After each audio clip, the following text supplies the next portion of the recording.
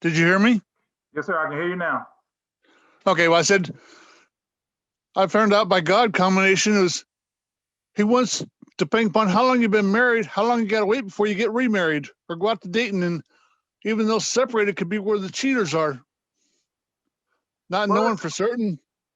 And then, like I say, is I vowed purity with God some years ago to find out what they did and how they're reading the Bible or those connected. Okay, well, I mean, like I said, when we start dealing with, purity, we don't talk about that too much in this group because I let, each individual deal with that on their own.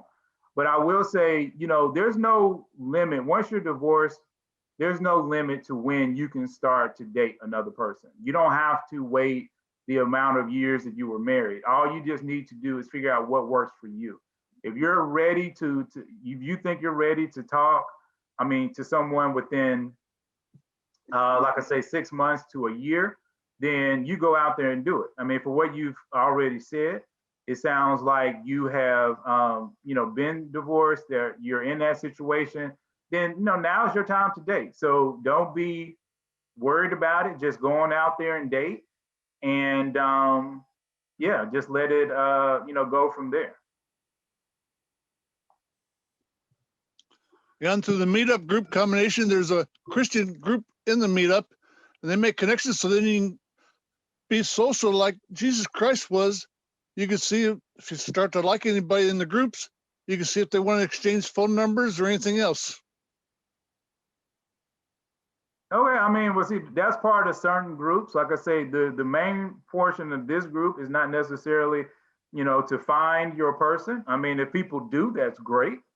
But there are several Christian groups. There's actually one, I actually forgot to mention it, on the site there. If you might have seen it, if there is something tonight, there's actually an event tonight.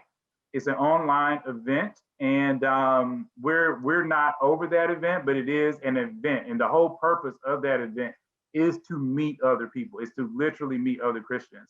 So if you want to go out and try to join that group, that is a really great place to meet people. Like I say, I don't mind people meeting people in this particular group, but one of the things that we want to focus in on this one is just getting ourselves prepared to meet the person of our dreams. So that is basically what that is. Okay, so I got, what is the name of that group? Give me a second, because I don't have it off the top of my head. Okay, it is called the Atlanta Christian Meetup Group. And the event tonight is virtual game night. And if you go to the Christian Singles Connect meetup group, there is a link for it. If you actually tap it, you cannot RSVP through us, but there should be a link in the description that will take you to the place where you're trying to go. Okay. Also, and then when you get to talking to people on the phone back and forth, you can ask them to get connected on the Facebook or Hangout or something like that, so you can see each other while you talk. That is true. That is true. Now I'm gonna mute you, Mr. Richard, because I have a couple other questions. Yeah, I'll let you go. Okay, thank you. Okay, so okay, what about widowers? How long do they need to be able to date seriously? Okay, and again, that's going to be from person to person. I think, I don't know. For me, I probably would need a year, but I think it's going to be different from person to person. If there's any widowers on here that want to speak up to that, what they went through, this would be really great. But time to do it. Like I say, you guys all don't have to be fully muted. Like I said, you can speak if you have some things that you want to say or raise your hand. But yeah, I think it's, like I said, going to be from person to person. Jay, I can speak on that. I don't know if there's anybody else, but I'm a widower, and but I was 27. So I wasn't in a rush because I had a 2-month-old and a 3-year-old. But you really have to, I think it's still applicable what Jay was saying. Everybody's different in where they are and when they're ready. You don't want to go into it before you're ready because you don't want to bring that emotional baggage into the situation. You need to go through your process. And although clearly, physical death is different than a divorce, there's still a sense of loss of a life that you planned with that person and all the things that you had intended. And so there's a grieving period that you go through, no matter what the reason for the relationship ending, that you have to give yourself time to process and heal from. So that's something that is complicated when you're trying to start a new relationship with someone, when you're, just spontaneously crying or whatever's going on with you. You really need to lean on people that you already have bonds with and that care about you and love you, because you could easily end up with someone who will exploit your vulnerability as opposed to being a support.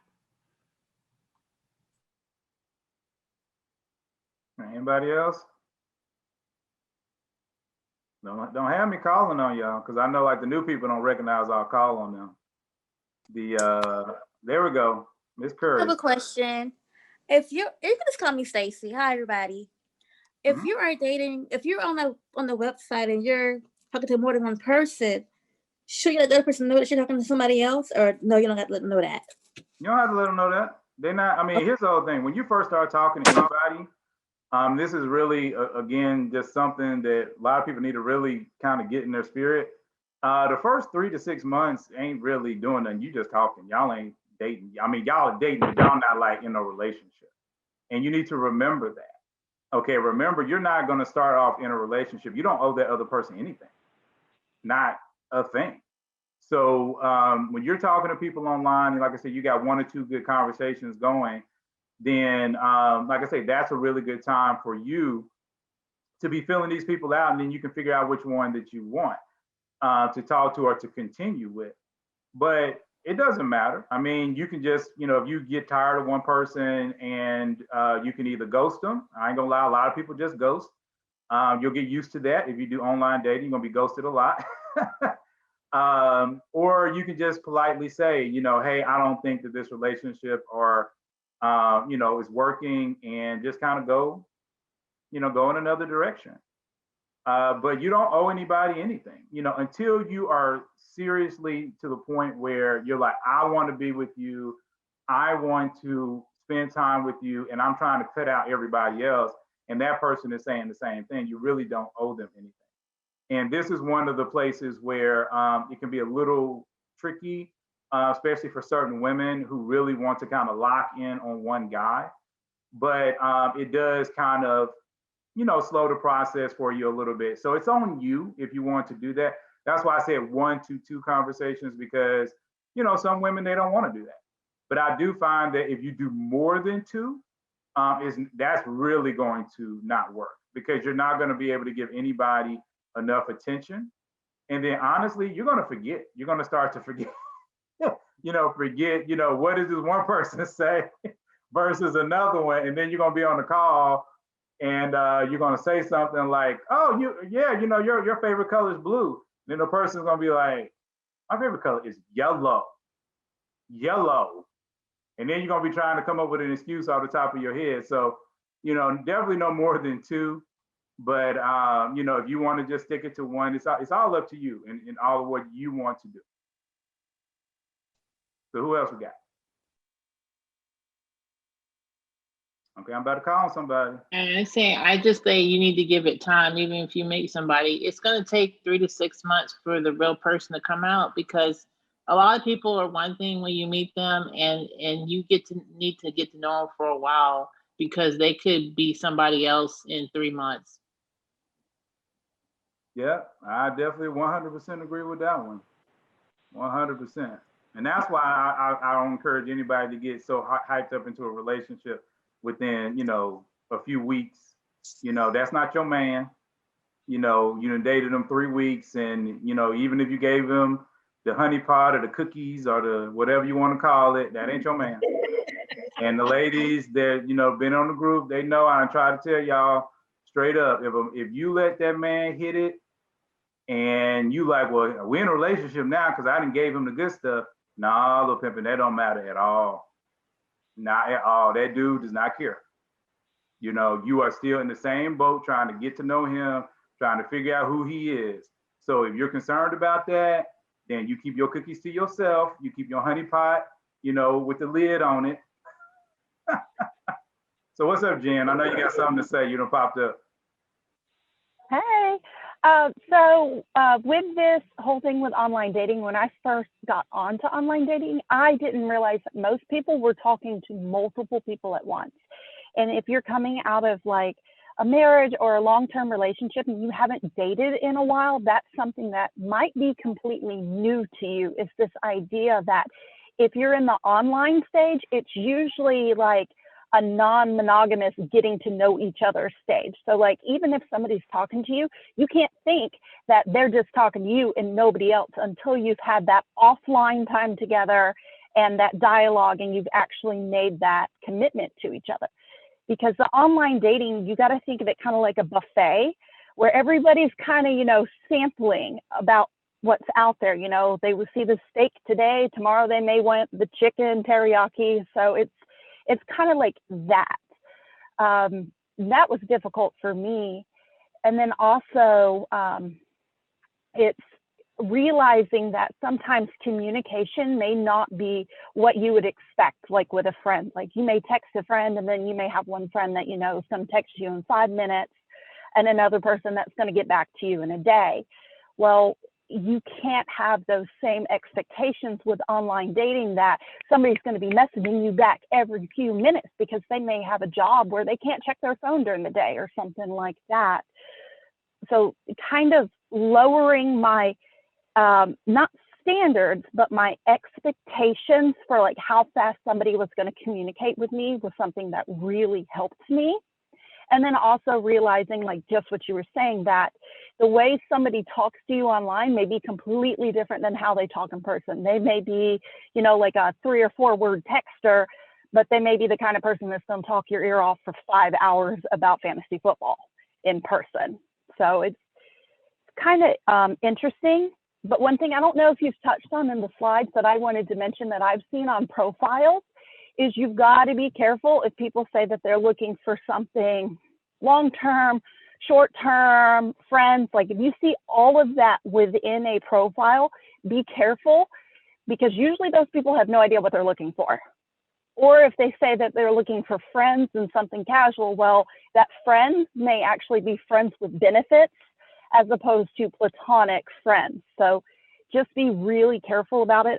There was a good article on Yahoo News actually about the whole friends with benefits culture that's really prevalent with online dating right now. So, you know, check that out. But just some cautions on that. And you will find that you might have people approach you specifically for, hey, are you looking for friends with benefits, while you have in your profile, like I'm looking for a long-term relationship or I'm looking for marriage.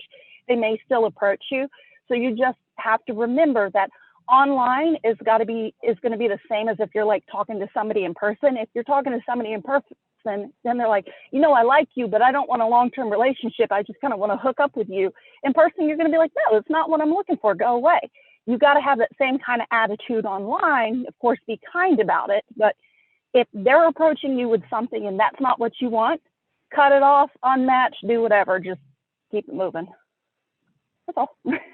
Awesome. As always, Jen pops in, drops the knowledge, and then disappears again. So that's her. That's her MO. But I mean, what she said is 100% right. And that's kind of why I was saying you have to have grace. You have to have a lot of grace, a lot of patience. So if you guys are going to do dating online, it takes literally 2 to 3 times as much patience, because you literally don't know. Somebody could be very sarcastic and they could be saying things to you and you could be getting offended, but they're saying it in a very sarcastic way. And so if you meet them in person and you hear the inflection in their voice when they're saying it, then you might not think anything about it. You might just at that point think it's funny. But online, it might be totally different because you're reading it. And so it's easier to take it very literal, you know, when you're reading it. And that's one of the reasons why I also encourage you all to try to figure out what the person's personality is like, the type of, you know, person that they are, and even ask them or even tell them, you know, if you tend to be a sarcastic person, you can say, hey, I'm a little sarcastic, so in my text, if I say this or I do this, just remember, like I say, be like you would in real life. The key is take the real life into the online dating. Don't believe that the online dating is going to be different. And they, like I say, that you're going to literally dial up the person, because when you think you're going to dial up the person, that's when it's not going to happen. So if I run into any of you in person, and the first thing I'm going to be able to do is I can actually read your expressions. So if somebody's getting bored, like Jessica's looking like she's getting bored, then I can do something to try to make her smile. And see, those abilities you don't have online. And that's why if you're going to do it in the beginning, you have to be extremely patient so that you can kind of get to the point. And that's also a reason why I encourage you to get on the phone very quickly. And what do I mean by quick? I'm saying you're texting the person, you've been texting the person, let's say for back and forth, we'll say 30 times. That sounds like a lot, but it's not really. You could do that in a day. You could do that in an hour. So, you're texting a person back and forth. You feel like there's a pretty good rapport there. Try to get on the phone. Okay, now some people I know will be like, well, I don't really like to be on the phone. I just want to have the first date. Well, if you want to have the first date, then that's fine, but get yourself to the point where you're starting to see the person face to face, that you can actually start to read more than just what's on the computer screen or on your tablet, on your phone, but you can actually start to read their expressions. You can read their movements, because here's another problem with texting, ladies. When you text with a guy, you're giving, especially if you're texting slow, you're giving him time to think. Okay, when you're in, like, if we are right here and you're across from me and you say something like, so what do you think about God? And I'm like, well, God's cool. I like God, whatever. But then if you text me that, I can be sitting there looking on my phone, and I can sit there and think about it for 5 minutes, and I can be thinking, well, she's a Christian, so this is what I need to say. Okay, and so then I give her what I think she wants me to say. You see what I'm saying? Because if you don't know these dudes, you do not know these dudes yet. So you need to give yourself time. So what's up? I figured out I've been divorced for 6 years, and I've been on and off online dating because nothing works. I met lots of nice guys, Christian and non-Christian, but didn't work out.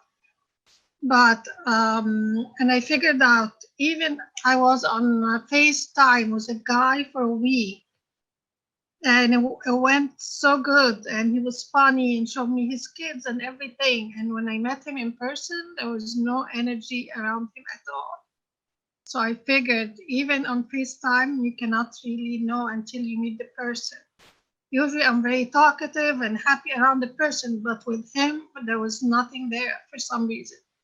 But my question is, I met a guy from church, and he's really nice, and but he was like, he told me I'm too demanding because I told him to have dates like weekly or whatever. And he's like, he doesn't work a lot. He doesn't want to really open up. So I asked him to be vulnerable like I am, and he got offended because I'm very honest and I say everything. But he has a wall up, I think, a guard for some reason. And I also saw him smile. He got so happy when he saw his ex-girlfriend at church. And I said, he's not ready. So what do you thoughts about that guy? Well, I think you've already figured it out. I think, from exactly what you said, I don't necessarily believe that he's ready. I mean, and it sounds a lot like he might have some maturity issues as well. Because that's some of the things that we also talk about in this group for all the new people. There's three main things that we talk about. We talk about Enneagram, which is personality. We talk about maturity, and we talk about stress. Because these are the three things that are going to dictate, the way that you interact with another person. And so he could be under a lot of stress because he might still like his ex or be in love with his ex. He could be at a maturity place where he, because I don't know if she left him or if he left her, but if she left him, then she might have seen some things in his personality, like you said, that ability for him not to open up. Excuse me. So that might have played into their relationship breaking up. And so that might be something for you to pay attention to. It doesn't mean that he's a bad guy, but it might be something for you to pay attention to. I mean, one of the things you can do is you can encourage him actually to come to this group. I know some of the people probably are wondering what those Enneagram numbers were that they took the test on. We're not so much going into that today, but I will send you guys some links to some videos that I've already put up to talk about that. And as we go into the future, if you guys have questions about them, you can bring them up. But many times, certain people might not like it in the beginning, like being vulnerable in the very beginning of a relationship. Like I know me being an 8, because my group knows what these numbers mean. But me being an 8, it takes me a while to warm up with people that I don't know. So I'm trying to be open through this group. I'm actually the most open here than I am in person. So because it's just the way that my brain works, I'm always protecting myself first. And then once I know that you are okay, then I can let you in. But it doesn't mean I'm a bad person. It just means that the amount of energy that it will take, for you to kind of understand me, if you might have to dive in deeper for a longer period of time. So actually, like me and my friend Quintus, who some of y'all can see him, he's in a little green sweatshirt. Me and him were talking about it actually on the way up. Like the reason why I was late sending out the link is because I had to go pick him up. But we were talking about it, and we talked about how every personality is beautiful and every personality is ugly. But the whole thing about personality is you have to still give people the grace to really get to know them individually. And if you're not used to a certain type of personality, there can be a block there. And what he was, saying to me was that a lot of times that block, you might think it's a bad thing, but that it could actually strengthen the relationship because it forces you sometimes to deal with painful issues, sometimes a little bit early, rather than deal with them late, if that makes sense. What's going on, Fatima? I'm sorry I muted you. I didn't know if you was gonna say something or not. Can you hear me? And I was going to say, I point out that I go by God's rules, let things build over time to where that gets some of the girls to go away from me because they're trying to be in a rush. Don't want to be in that them. might be true. That might be true. But I'm actually waiting on Fatima, Richard, because she had her hand up. Yep. So let me talk about her issue and then we can get back to you. What's going on, Hey, good morning. Good morning. I'm in the middle of some things, but I hate to be the devil's advocate, but I have a question. Is there really a need for a man in Metro Atlanta to date online with as many women and single women as they are? Because I kind of question that, especially a man being online dating with so many women available. I guess I just want to get your thoughts about that as a man. Like, I know you don't speak for all men, but how do you view that, especially in a city where there are beautiful women everywhere? Well, Fatima, I mean, no, I mean, I don't have a problem speaking for every man because, I am every man is in me. No, seriously, I believe that like I said, there's reasons for everybody to do everything.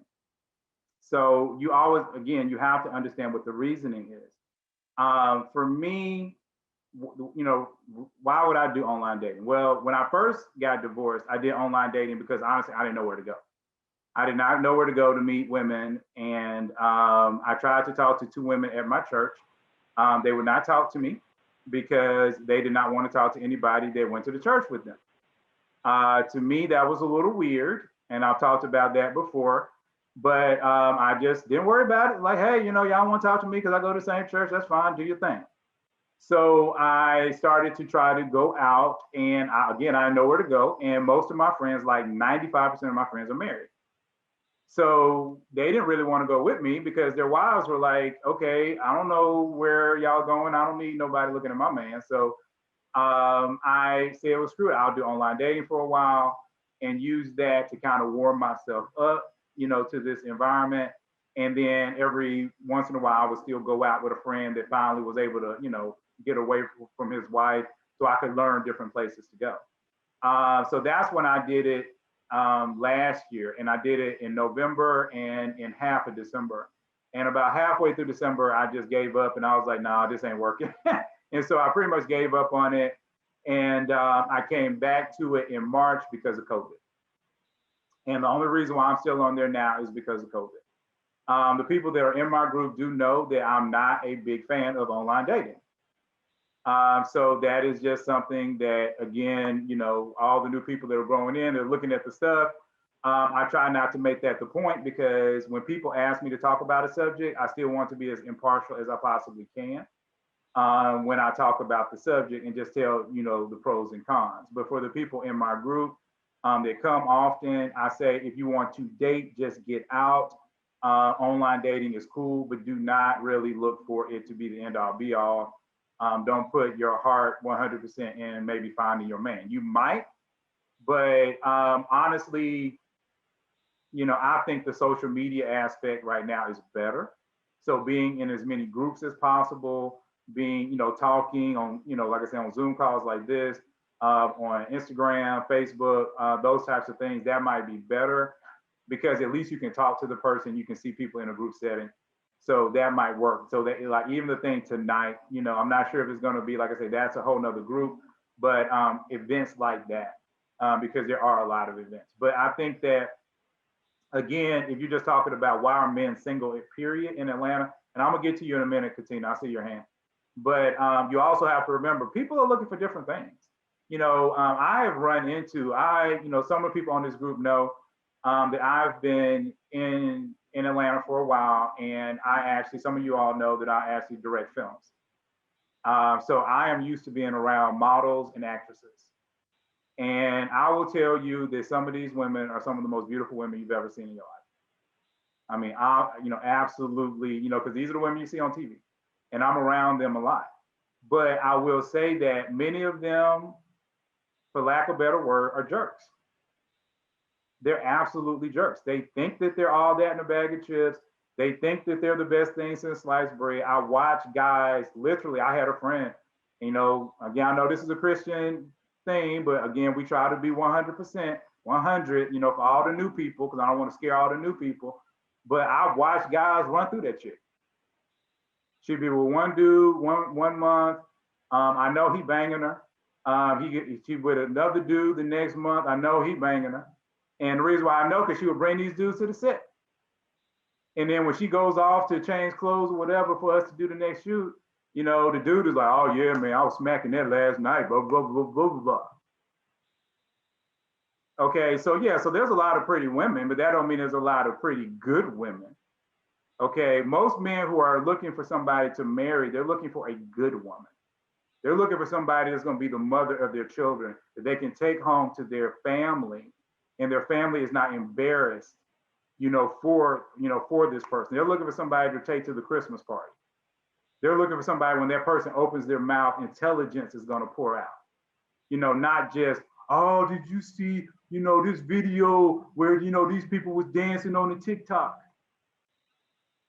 Okay, so you have to think like that, when you're, worried about that. So don't ever worry about that. If you're a good woman and you get out there, you're doing what you need to do, which a lot of this group is about, figuring out what you need to do, then yeah, you ain't got to worry about it. Because trust me, the good guys, the truly, truly good guys, they want a good woman. Okay, Katina, what's up? Okay, I'm sorry. Hi, I haven't seen you in forever. I know, you don't like to show up no more. I work. So I work as a leasing agent on the weekend, so it's hard for me to get in. So real quick, to everybody that's new, hello.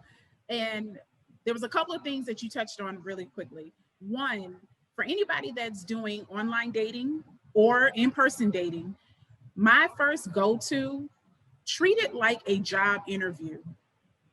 And the reason that I say it like that is because you yourself have standards and requirements to fulfill what you need. So when you go out to a job, if they have a description and you know that you can fulfill that task, then you're going to apply for it.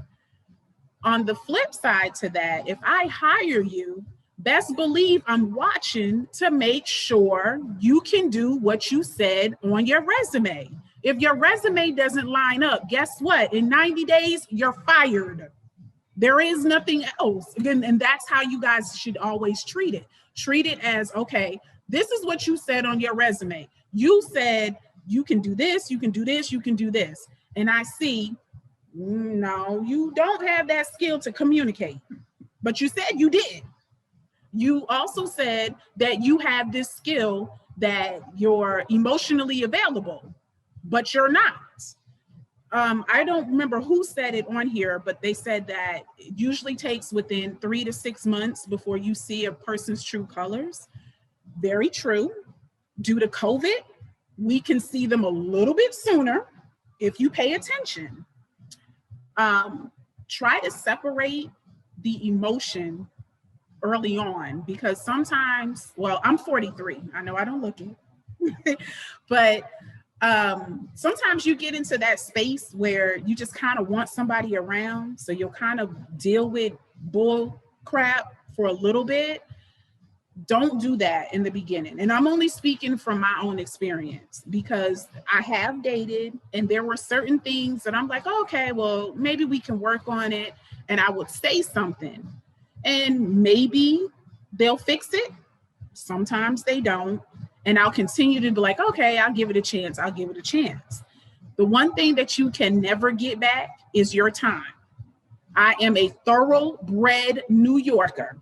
And there's 2 things that we do not like for you to do to us. That's waste our money and waste our time. And I will go flip, cool, ratchet on you when you do both of them to me. So I just learned in the beginning, if I see that you're not measuring up to what you put on your resume, unfortunately, sir, this position is no longer available for you. I wish you the best in your future endeavors. And that's exactly how you have to treat it. I apologize if I say your name wrong, but I want to say, is it never mind? Is that how you say it? They're mean. Never, okay. I like never mind. I'm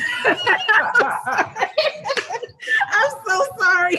I hate it when people butcher my name, but I do apologize. Go ahead. To you, with the guy that you were interested in, off the top, he was just lazy. That's what that was off the rip. He just did not want to. He didn't want to date you. He just wanted somebody in his space. He was following me all year to say hello.